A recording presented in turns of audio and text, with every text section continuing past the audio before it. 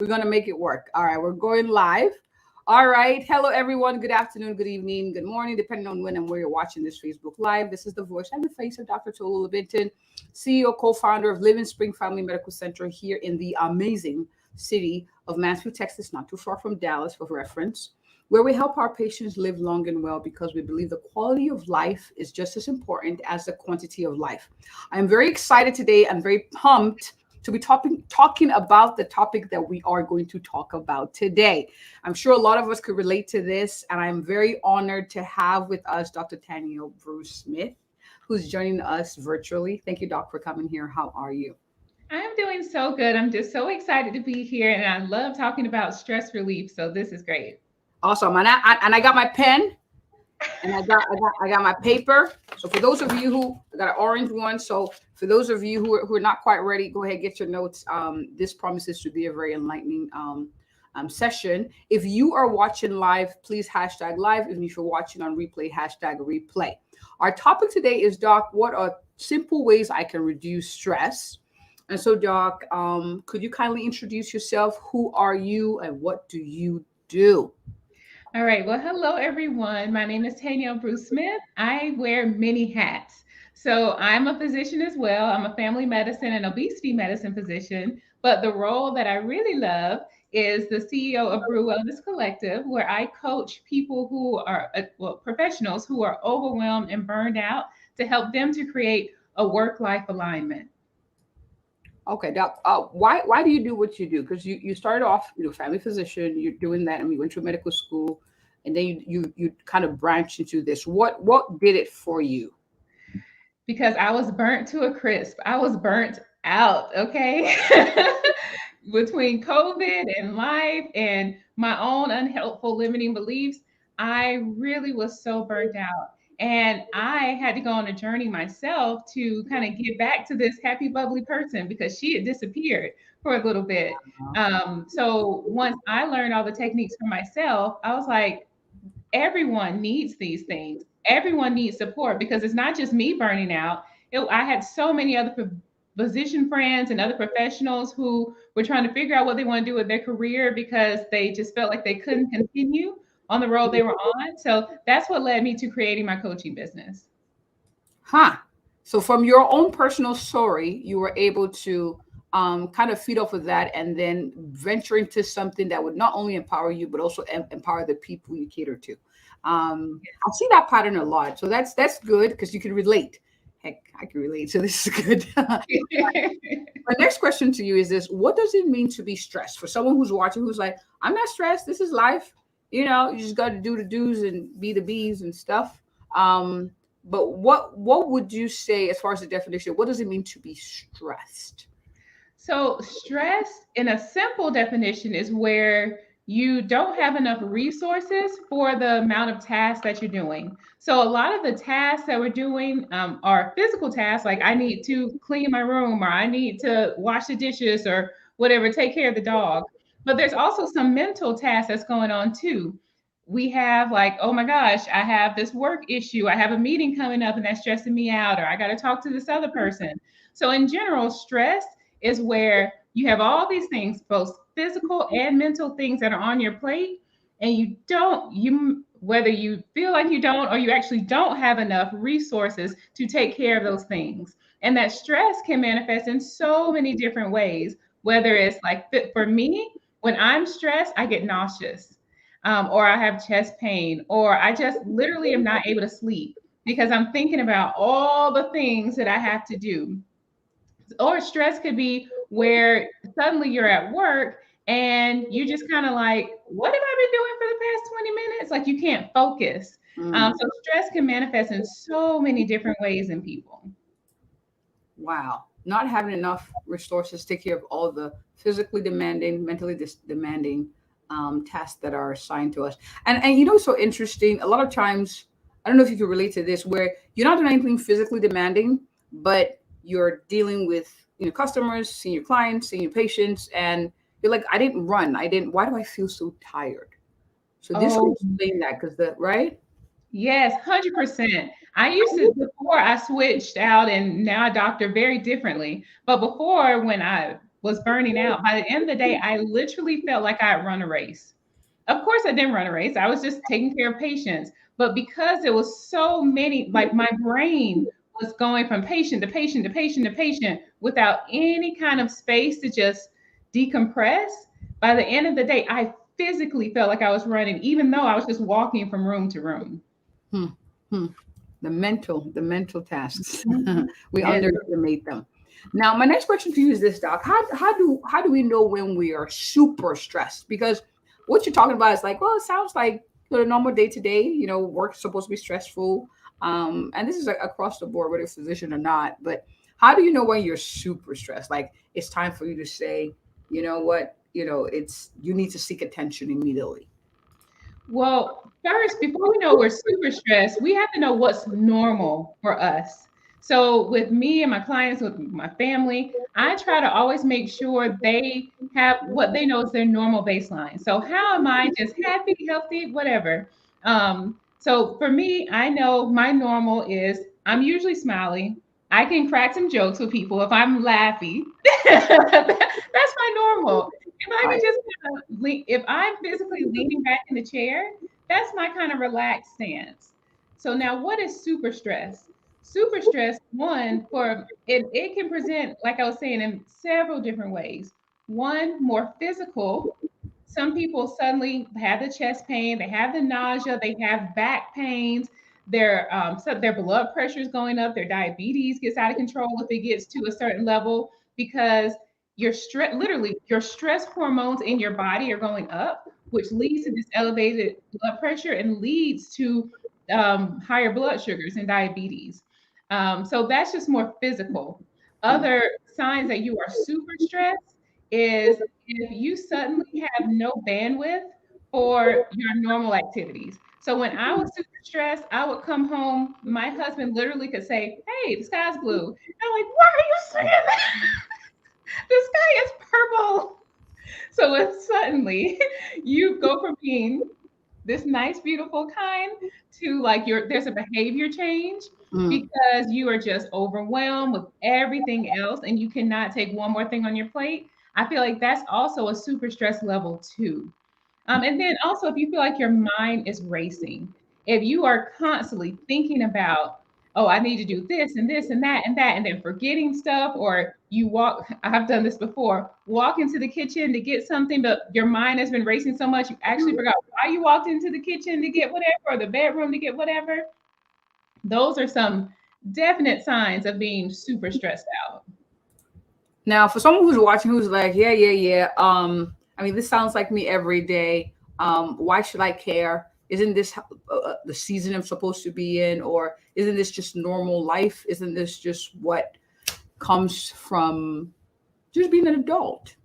Are there consequences to staying stressed? I know you touched on it a little bit, but I wanted to emphasize this because I think it's important that we take stock of our lives and see where we're super stressed and start to make adjustments so that we don't get these consequences.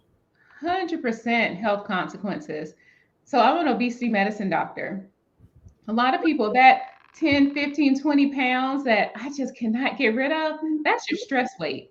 So that is that weight because of that increased cortisol in the body. You're probably not sleeping well, you're not eating the best. That I call that the stress weight.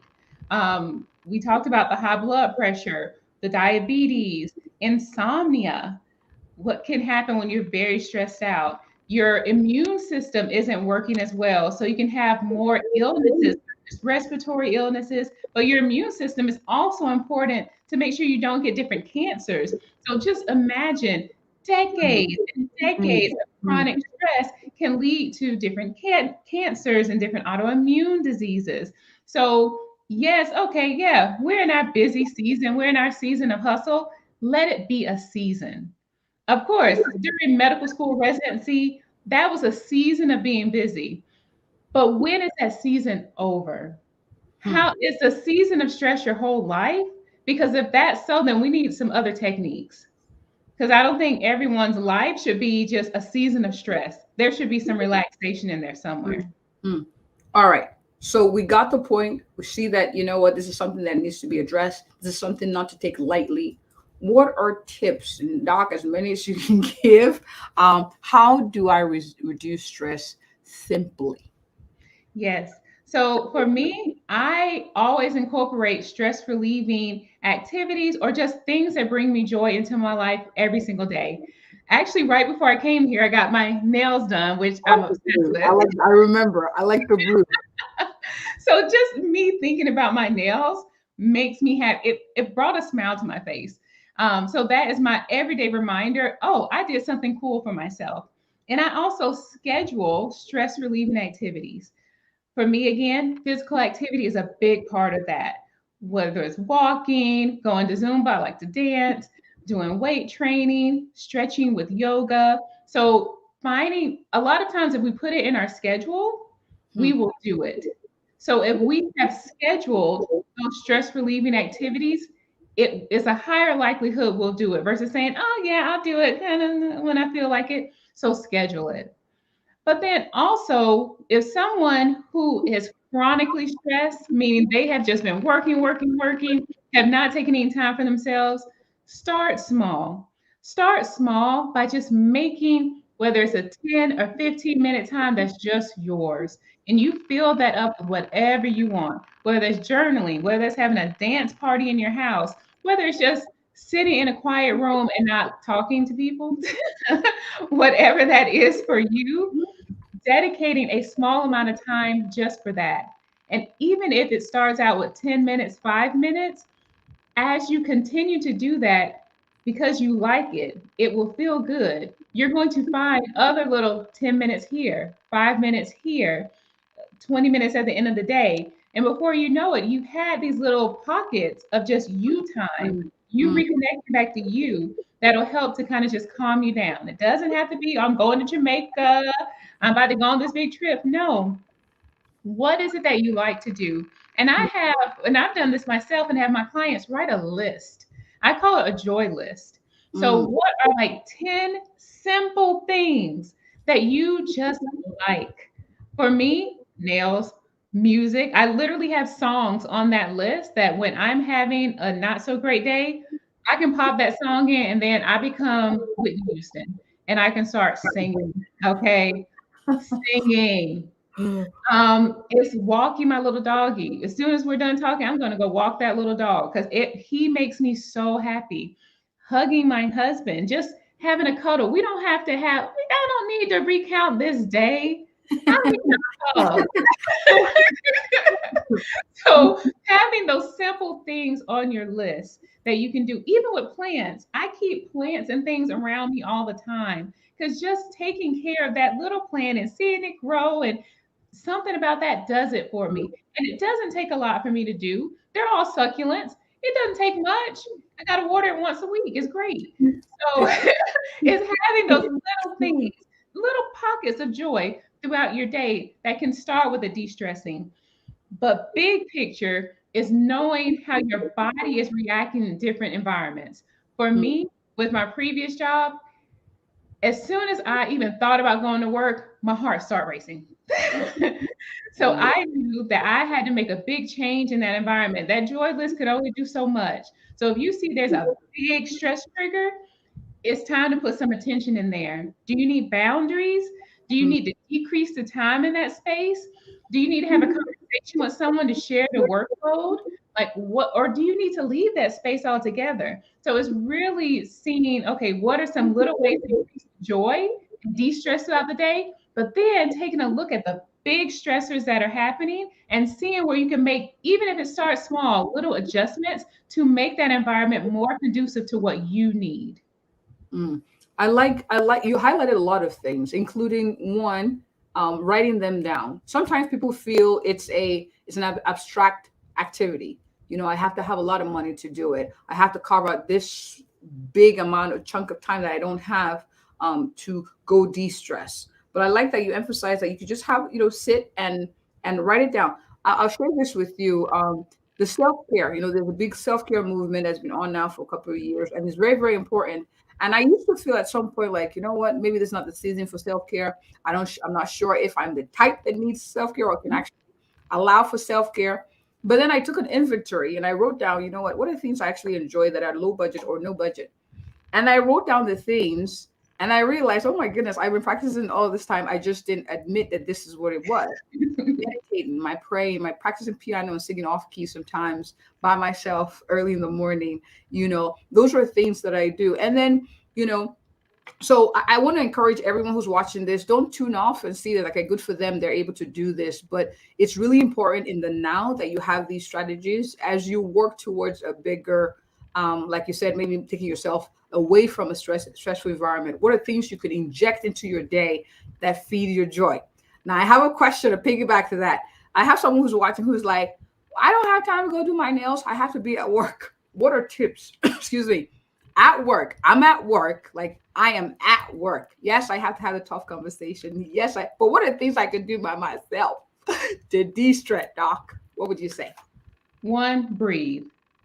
Taking some deep breaths. I do this usually before I walk into a patient's room. I take a deep breath and then let it go, because our breath just connects everything. When we are intentionally taking these deep, long breaths, that can start the process of just calming everything down. And then finding ways to just get grounded in your space. A lot of times we're stressed at work because we got 50 things going on. We got five patients, hopefully not five patients waiting, prior off, and this and that and that. Setting a timer. I got 1 minute. Start just looking around. I just did this now, looking around your office and describing some random thing in the office to kind of just bring you back into the space. If you don't want to do that, just feel your feet on the ground and just like, how do my feet feel right now? How does my legs feel in the chair? It's really trying to connect you back into yourself, back into your body. I'm also a yoga teacher. So it kind of goes with my kind of yoga-ness. So really getting back grounded into you, because there's so many things that are happening at work that need our attention. But I think when we're super stressed, if we just take a moment to bring it back in, to internally see what needs attention right now in me, then, and I give myself that, then I can go out and do everything for the world. And this doesn't have to be 20, 30, literally taking 30 seconds. It took me 2 seconds to feel my feet on the ground. It took me 1 second to feel, okay, I'm sitting in the chair comfortably. Sometimes I just check in myself, what do I need now? I ask myself that all the time. A lot of times when we're working and busy, we neglect our physical needs. So am I thirsty? Get you some water. Do I need to go to the bathroom real quick? Go to the bathroom. So taking just a second to check in, is there something that I need right now? Is there any little thing that can make this process or this day or this moment just a little bit better? Maybe I need to read some motivational thing. Right behind me, there's a sign. I think it says, you got this. It's just a little reminder when I get stressed or I don't know what to think about.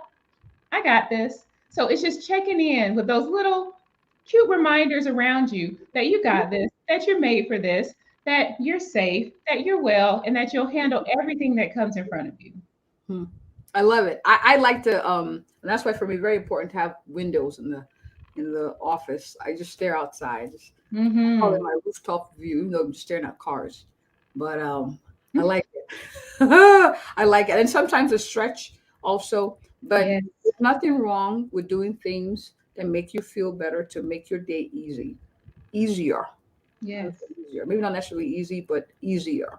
And those things help diminish stress. We have to think about them. We have to be intentional about them. And so I hope those who are watching are encouraged to make this a priority, because our living long and well also depends on these things. Okay. So that being said, Doc, any last minute tips for any of our viewers? Someone who's watching who's like, I feel like this is something else to do. Like, I don't think this is possible for me, or I don't think this applies to me, or you don't know what it's like to be in my shoes. What would you say to that person to encourage them? So I tell people that a lot of us were raised to just keep doing, doing, doing, doing, doing, doing, doing. I was definitely raised like that. So I think it's actually, we were all made to be rewarded. We were all made to have time to just nourish ourselves, to check in with ourselves, to care for ourselves. We do it in different ways at different levels, but we can all take just a simple moment to take care of ourselves. Because at the end of the day, yes, we can have people supporting us, but the person who's responsible for caring for you is you. And if you want to, for most of the people who I, take care of and do things for, they are caregivers for others, whether they're a doctor, a teacher, a mother, a father. They want to give all this energy to other people. Well, if that is what you want to do, if you want to do it long term, you have to take care of yourself. You have to, and it's not selfish. It's literally so you can sustain and do the things you want to do. If not, I mean, you maybe can do it long term, but sometimes you might get sick or whatever. So it's just so important for people to remember while they're doing all the amazing, beautiful, wonderful things for everyone else, that they are also important. That person who's giving the care is also important. And we really need to just take that time, take a moment to say, what do I need? Answer that question first before we give our energy to everyone else. Beautiful. You highlighted something very important. You said to increase capacity building, actually, to increase your capacity to actually help a lot more people, it is really important that you practice self-stress management techniques and you practice self-care. I also highlight this, that I see this in the as a pattern very often is, the unspoken expectation. I think everybody wants to be cared for. Just sometimes don't want to have to ask for it. But I beg to encourage everyone who's watching. Sometimes you got to ask for it. Yes, for people who love you, like things like, could I get a hug?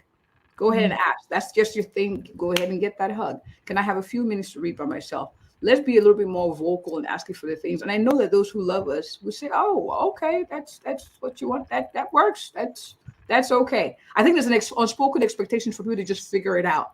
And finding that, just ask for what you need and you'll be surprised. It helps with stress management a whole lot.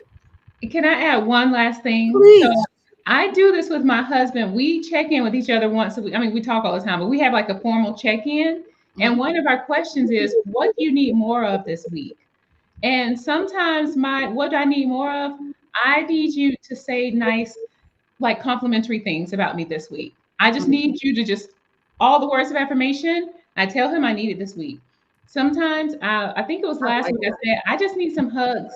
I need some extra hugs that I don't have to ask for. I need to tell you now. I just want some extra hugs and loving this week, physical touch. So it is like literally I'm scheduling this time to check in with myself and the relationship and my needs. And then also communicating that with whomever is supporting you. I like that. I'm going to copy that. That is really good. Ask for what you need. Life is too beautiful and too precious to waste having them guess. Go ahead and tell them. They're going to get it wrong. Tell them. Oh, it's fine. You should not tell them. It's really, really good. Thank you so much, Doc. So I have people who are watching who are like, I like this Doc. She's a yogi. She's a lot of things. She's a coach. She's a family physician. Where can people find you, Doc? How can people connect with you? So please come to my website, Brew Wellness Collective. So BREW wellnesscollective.com is my website. My name on all the social media platforms is Brew Wellness Collective, BREW Wellness Collective. I love my Instagram. That's where I land the most, but I'm also on Facebook, TikTok. That's my new thing, a little TikTok. YouTube.